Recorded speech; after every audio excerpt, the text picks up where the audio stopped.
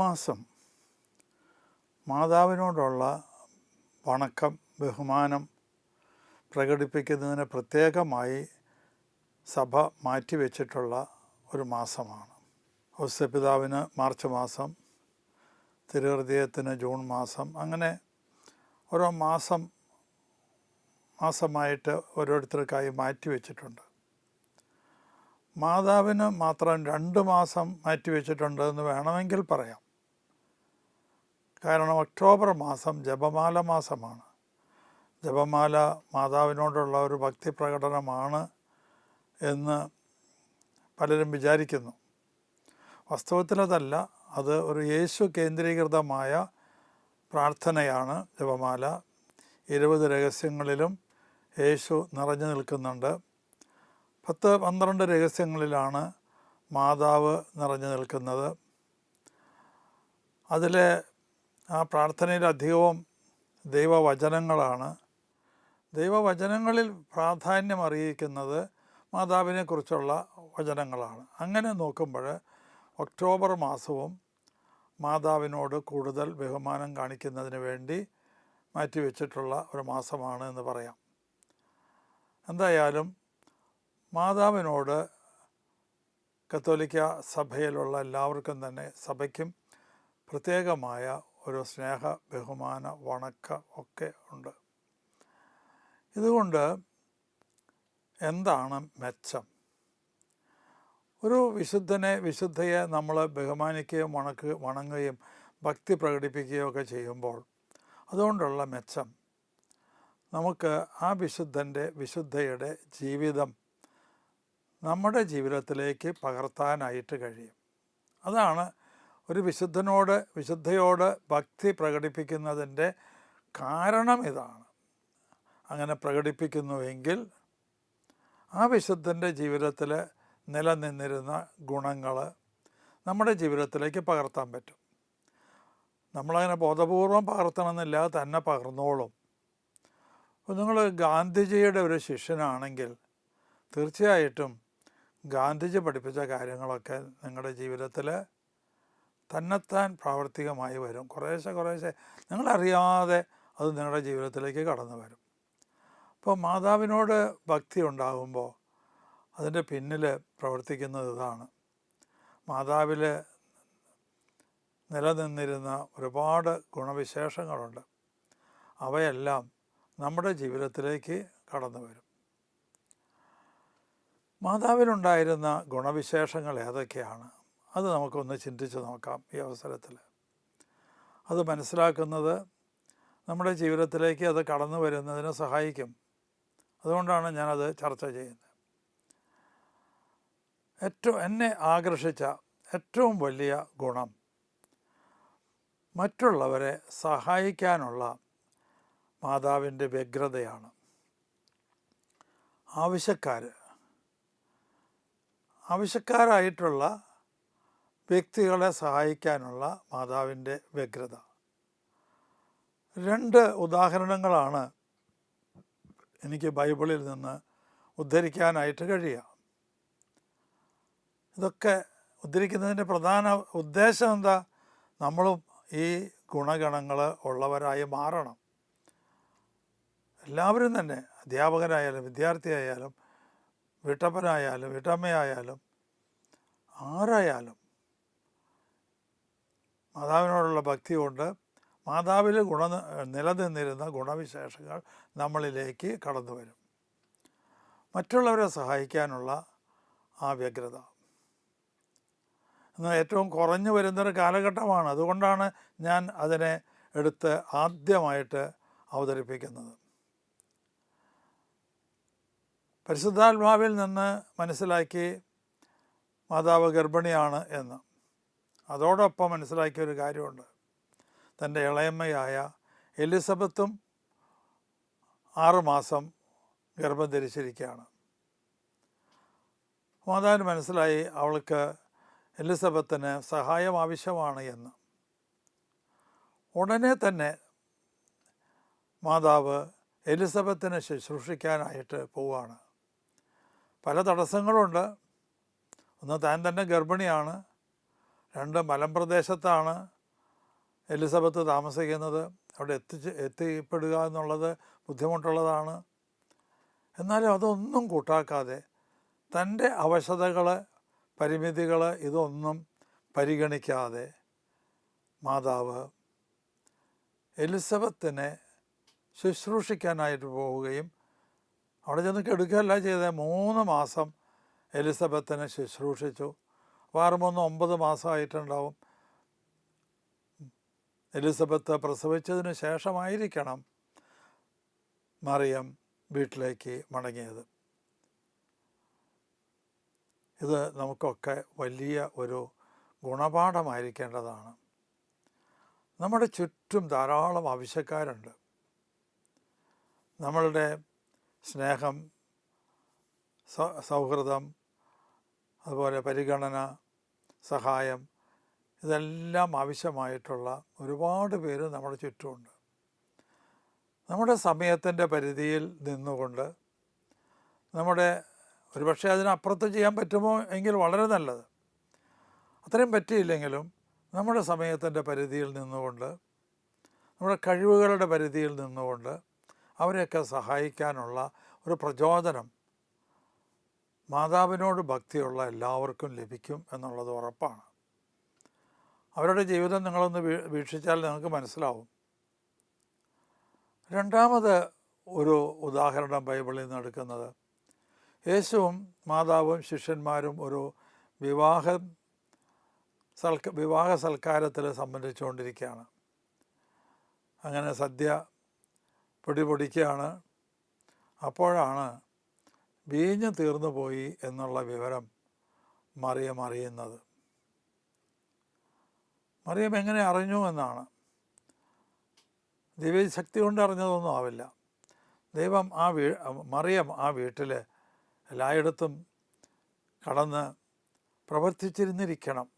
അങ്ങനെ ചില ആളുകളുണ്ട്, ഒരു കല്യാണ വീട്ടിൽ ചെന്നാൽ എല്ലാ ജോലികളും എടുക്കും. കസേര എടുത്തിടണോ, സ്റ്റേജ് ശരിയാക്കണോ, അങ്ങനെയൊക്കെ. എപ്പോഴാണ് ഈവൻ്റ് മാനേജ്മെൻറ്റുകാർ വന്ന് ഇതൊക്കെ നടത്തുന്നത്? പണ്ട് അങ്ങനെയല്ല. പണ്ട് എനിക്ക് നല്ല ഓർമ്മയുണ്ട്, ചെറുപ്പത്തിൽ ഇങ്ങനെ കല്യാണ വീടുകളിലൊക്കെ ചെന്നാൽ നമുക്കൊക്കെ എന്തെങ്കിലും ജോലി ചെയ്യാനുണ്ടാവും. അപ്പോൾ 2000 വർഷം മുമ്പ് തീർച്ചയായിട്ടും ആ സ്ഥിതി ഉണ്ടായിരുന്നിരിക്കണം. അപ്പോൾ മറിയം ആ വീട്ടിലും എല്ലായിടത്തും ഇങ്ങനെ നടന്ന് ഓരോ ജോലികളൊക്കെ ചെയ്തു. അല്ലാതെ ഒരു വലിയ ഗസ്റ്റായിട്ട്, യേശുവിൻ്റെ അമ്മയായിട്ട് ഏറ്റവും പ്രധാനപ്പെട്ട സീറ്റിൽ കയറി ഇരുന്ന് എല്ലാവരും വരുന്നവരെയൊക്കെ അങ്ങനെ അവരുടെയൊക്കെ അഭിവാദനങ്ങൾ സ്വീകരിച്ചിരിക്കുകയല്ല ചെയ്തത്. ഞാൻ വിചാരിക്കുന്നത് അങ്ങനെയാണ്. പകരം ആ വീട്ടിൽ എല്ലായിടത്തും ഓടി നടന്ന് എന്ത് കുറവുകളാണ്, എവിടെയാണ് ഉള്ളത് എന്ന് നോക്കിക്കാണും. ഇത് നമുക്കും ഉണ്ടായിരിക്കേണ്ട ഒരു ഗുണമാണ്. കുറവുകൾ എവിടെയെങ്കിലും ഉണ്ടോ, അത് വിളിച്ചു പറയാനല്ല. പലരും ചെയ്യുന്നത് കുറവുകൾ വീട്ടിൽ വന്നിട്ട് വിളിച്ചു പറയലാണ്. അല്ല, ആ ഗൃഹനാഥനെ വിളിച്ച്, ഇങ്ങനെ ഒരു കുറവുണ്ട്, അത് നോക്കൂ, എൻ്റെ ശ്രദ്ധയിൽ പെട്ടിട്ടുണ്ടാവില്ല, ഇങ്ങനെ ഒരു കുറവുണ്ട്, ഞാൻ എന്തെങ്കിലും ചെയ്യണോ? ഇങ്ങനെയൊക്കെ ഒരു ആറ്റിറ്റ്യൂഡ് നമുക്ക് ഉണ്ടാകേണ്ടതാണ്. മറിയത്തിൽ നിന്ന് പഠിക്കാൻ പറ്റുന്ന സവിശേഷതകളാണ്. ഞാൻ വളരെ ചെറുപ്പത്തിലെ തൊട്ട് ഒരു മരിയ ഭക്തനായിരുന്നു. Holy family, Kuzhikkattussery holy family സ്കൂളിൽ പഠിക്കുന്ന കാലത്ത് തന്നെ കൊച്ചുകുട്ടിയായിരിക്കുമ്പോൾ സിസ്റ്റർമാർ മാതാവിനോടുള്ള ഭക്തി പ്രത്യേകമായിട്ട് എന്നിൽ വളർത്തിയെടുക്കുകയുണ്ടായി. സൊഡാലിറ്റിയിൽ മെമ്പറാവും. പച്ചപ്പീത്ത ആദ്യം, അത് കഴിഞ്ഞാൽ പിന്നെ നീല നിറം വിശ്വാസത്തിൻ്റെ നിറമാണ്. വിശ്വാസത്തിന് നിറമുണ്ട് കേട്ടോ, വിശ്വാസത്തിന് നിറമുണ്ട്, അത് നീലയാണ്. ആദ്യം പച്ചയാണ്, പച്ച കഴിഞ്ഞാൽ നീല കൊടുക്കും. അപ്പോൾ വിശ്വാസത്തിൽ അടിയുറച്ചു എന്നാണ്. സൊഡാലിറ്റിയിൽ അതുപോലെ സൊഡാലിറ്റി മീറ്റിങ്ങുകളുണ്ടാവും. എല്ലാ ഞായറാഴ്ചയും സൊഡാലിറ്റി മീറ്റിംഗ് ഉണ്ടാവും. മാതാവിനെക്കുറിച്ച് പഠിക്കും, പ്രസംഗിക്കും. അങ്ങനെയൊക്കെ ഒരുപാട് പ്രവർത്തനങ്ങൾ വളരെ ചെറുപ്പത്തിൽ കാഴ്ചവെക്കാനായിട്ട് സാധിച്ചിട്ടുണ്ട്.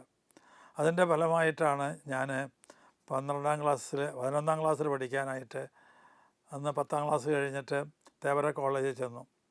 ഇപ്പോൾ എറണാകുളത്ത് ബ്രോഡ്വേയിലാണ് നിത്യസഹായ മാതാവിൻ്റെ ഇത് വന്നത്, പ്രാർത്ഥന തുടങ്ങിയത്, നിത്യസഹായ മാതാവിനോടുള്ള ഭക്തി തുടങ്ങിയത്. ഞങ്ങളെല്ലാ ശനിയാഴ്ചയും ഹോസ്റ്റലിൽ നിന്ന് പോകുമായിരുന്നു. അന്ന് മുതൽ ഇന്ന് വരെ, അത് 1957 മറ്റോ ആണ്, ഇന്ന് വരെയും ഞാൻ നിത്യസഹായ മാതാവിൻ്റെ നൊവേന എല്ലാ ദിവസവും ചൊല്ലുന്നുണ്ട്.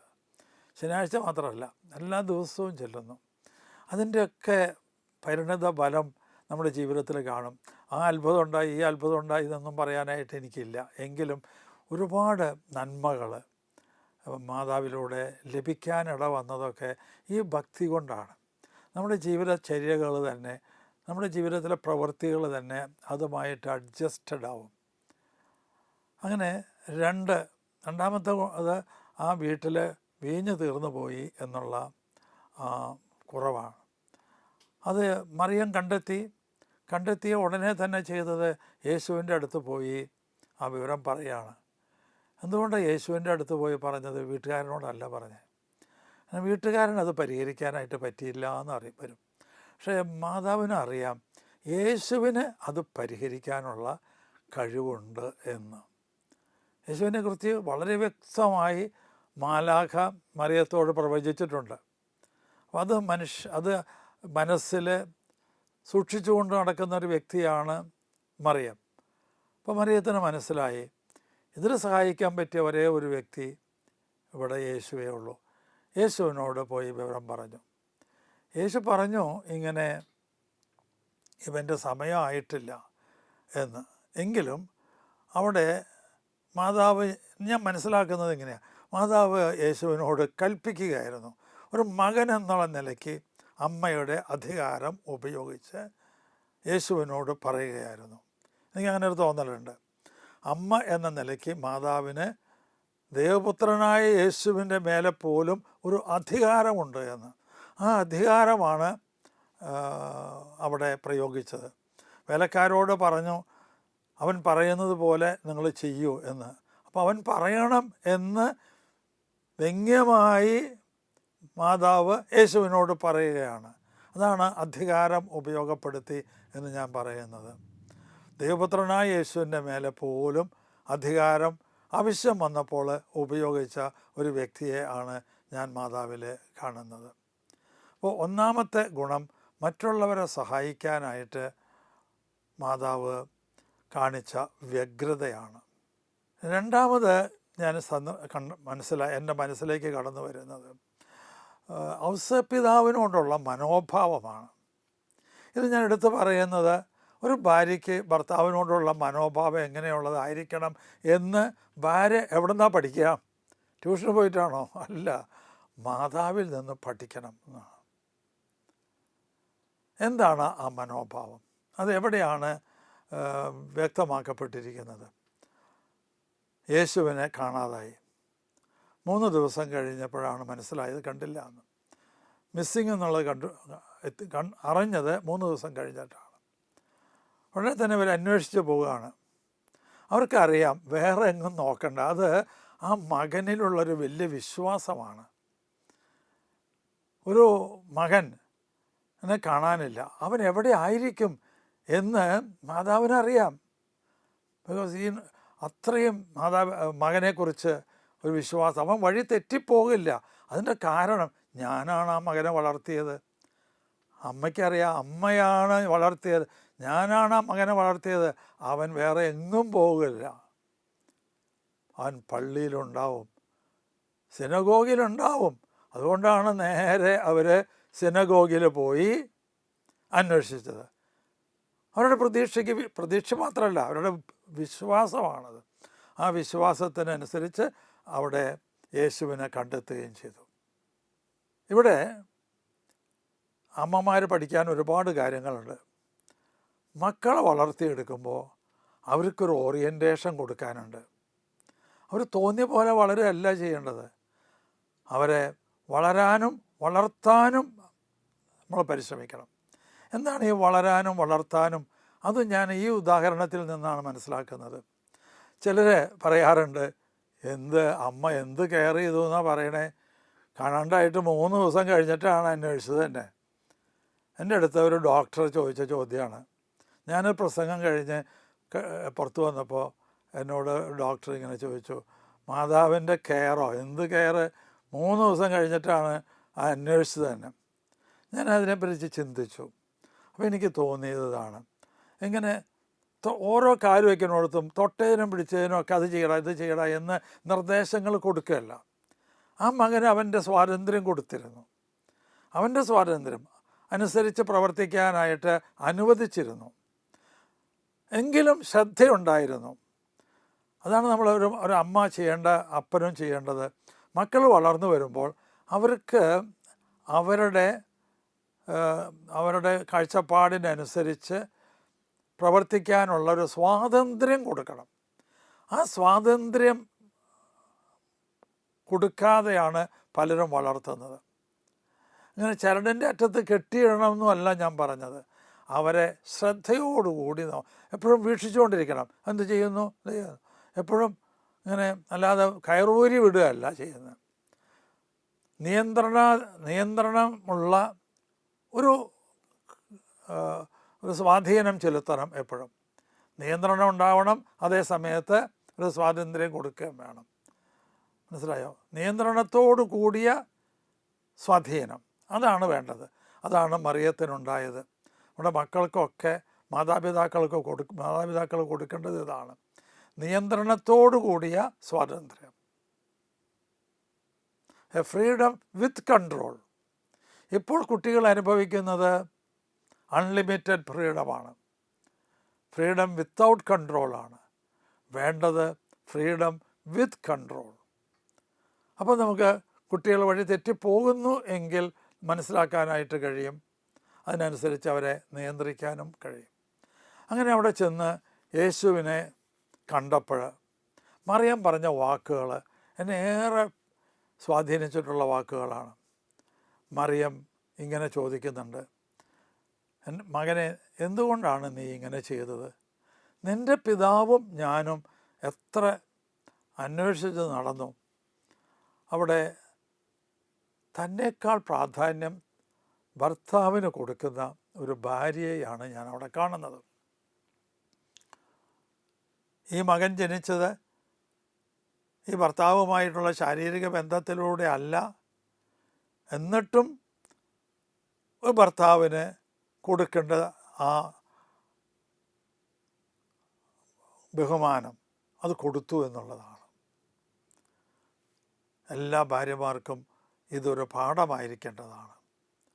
തന്നേക്കാൾ പ്രാധാന്യം ഭർത്താക്കന്മാർക്ക് കൊടുക്കുക. ഇനി ഔസേപ്പിതാവാണ് ആദ്യം സംസാരിച്ചിരുന്നതെന്ന് വിചാരിക്കുക. അങ്ങനെ ആണെങ്കിൽ ഔസേപ്പിതാവ് എങ്ങനെയായിരിക്കും പറയുക? നിൻ്റെ അമ്മയും ഞാനും എന്നായിരിക്കും. ഇത് ഒരു ഭർത്താവ് ഭാര്യയ്ക്ക് കൊടുക്കേണ്ട ബഹുമാനമാണ്.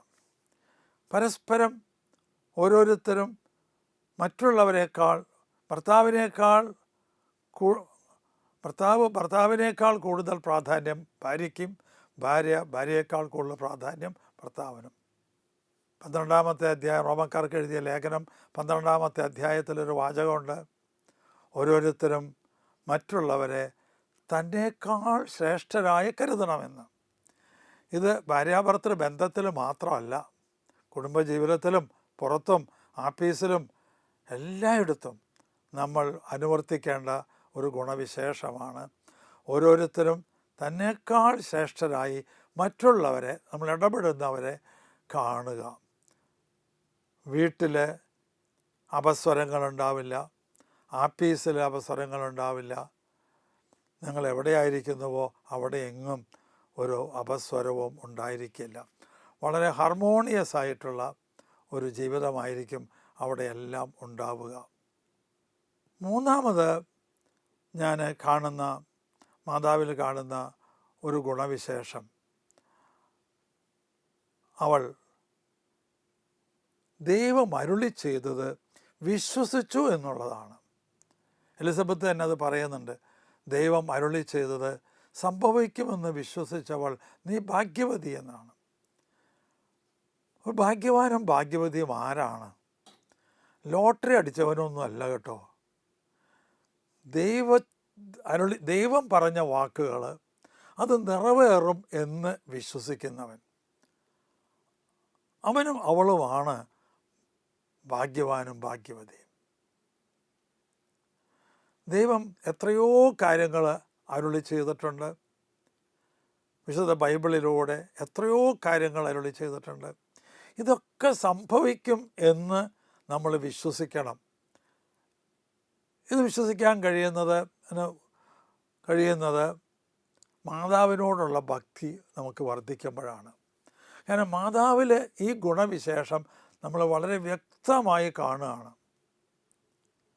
ഞാൻ അല്പം കൂടിയും അത് വിശദമാക്കി പറയാം. ദൈവവചനം കേട്ടു, മാലാഖ പറഞ്ഞു ഇങ്ങനെ നീ പുത്രനെ പ്രസവിക്കും, അവൻ വലിയവനാകും, അങ്ങനെയൊക്കെ ഒരുപാട് കാര്യങ്ങൾ, ഒരുപാട് ഓഫറുകളുണ്ട് അവിടെ. ഈ ഓഫറൊക്കെ കേട്ടാൽ ഏത് സ്ത്രീയും സമ്മതിച്ചു പോകും. അത്രയും വലിയ ഓഫറുകളാണ്. പക്ഷെ ഒരു കാര്യം മനസ്സിലാക്കേണ്ടതുണ്ട്. അവിവാഹിതയായ ഒരു സ്ത്രീ ഗർഭിണിയാണെന്നറിഞ്ഞാൽ അന്ന് തന്നെ അവളുടെ കഥ കഴിയും. അവളെ കല്ലെറിഞ്ഞ് കൊല്ലും. ഇത് മറിയത്തിനും അറിയാം.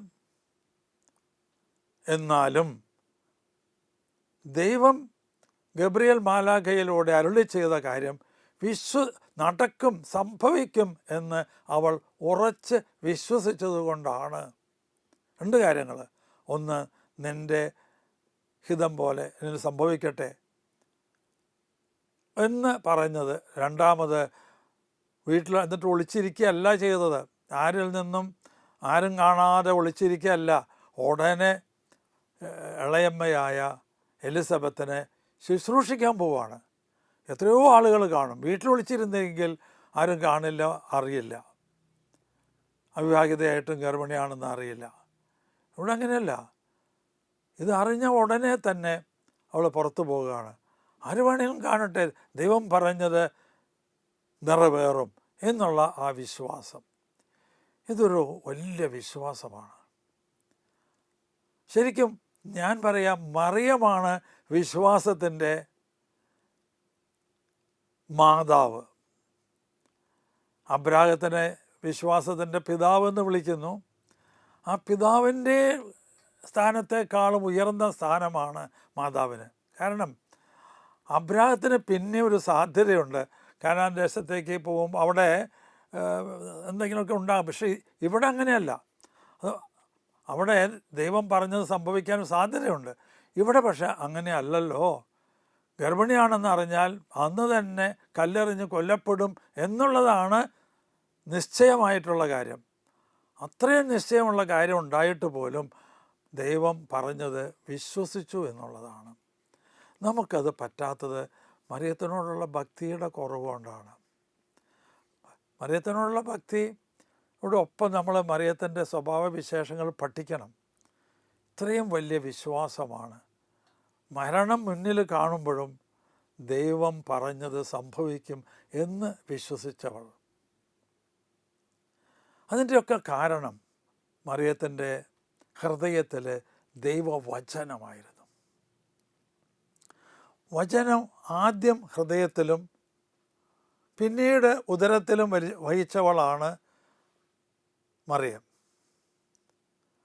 മറിയത്തിന് നമ്മളും ഒരു പക്ഷേ ഹൃദയത്തിലൊക്കെ വഹിക്കുന്നുണ്ടാവാം. പക്ഷേ മറിയത്തിനൊരു പ്രത്യേകതയുള്ളത്, ദൈവവചനം ഉദരത്തിൽ വഹിച്ച ഒരേ ഒരു വ്യക്തിയേ ഉള്ളൂ. അത് മറിയമാണ്. വേറെ ആർക്കുമില്ലാത്ത ഒരു ഗുണവിശേഷമാണ് മറിയത്തിന് കിട്ടിയത്. ദൈവവചനം ഉദരത്തിൽ വഹിക്കാൻ സാധിച്ചു എന്നുള്ളത്. ഞാൻ പറഞ്ഞു, മറിയത്തിൻ്റെ ഹൃദയം ദൈവവചനം കൊണ്ട് നിറഞ്ഞിരിക്കുകയായിരുന്നു എന്ന്. അതുകൊണ്ടാണ് അവൾക്ക് ഇതൊക്കെ ചെയ്യാനായിട്ട് കഴിഞ്ഞത്. ഒരു ദൈവവചനമുണ്ടല്ലോ, ഹൃദയത്തിൻ്റെ നിറവിൽ നിന്ന് അധരം സംസാരിക്കുന്നു എന്ന്. ദൈവവചനം നിറഞ്ഞിരുന്ന അവളിൽ നിന്ന്, അവളുടെ അധരത്തിൽ നിന്നാണ് നിൻ്റെ കർത്താവ്, നിൻ്റെ ദാസി എന്ന് പറയാനായിട്ടുള്ള ആ ചങ്കൂറ്റം ഉണ്ടായത്. ശരിക്കും ഞാൻ പറയും അതൊരു ചങ്കൂറ്റമാണ്, ഒരു ധൈര്യമാണ്. വിശ്വാസവും ധൈര്യവും കൂടി ചേർന്ന് പോകുന്ന ഒന്നാണ് എന്ന് എനിക്ക് തോന്നിയിട്ടുണ്ട്. പലപ്പോഴും ധൈര്യം ഇല്ലെങ്കിൽ വിശ്വാസം പ്രകടിപ്പിക്കാനായിട്ട് നമുക്ക് കഴിയില്ല. വിശ്വാസമുണ്ടെങ്കിൽ ധൈര്യത്തോടു കൂടി എന്ത് കാര്യം ചെയ്യാനും സാധിക്കും. അപ്പോൾ ഇത് രണ്ടും ഒന്നിച്ചു പോകുന്നതാണ്. വിശ്വാസമുണ്ടാകുമ്പോൾ തീർച്ചയായിട്ടും അതിൻ്റെ കൂടെ വലിയ ധൈര്യവും ഉണ്ടാകും. എന്തിനേയും ഫേസ് ചെയ്യാനായിട്ടുള്ള, ഏത് പ്രതിസന്ധിയെയും ഫേസ് ചെയ്യാനായിട്ടുള്ള ഒരു സാഹചര്യം, ഒരു മനസ്ഥിതി നമുക്ക് വന്നു പെടും എന്നുള്ളതാണ്. എൻ്റെ സമയമായതുകൊണ്ട് ഞാൻ ഈ എപ്പിസോഡ് ഇവിടെ അവസാനിപ്പിക്കുകയാണ്.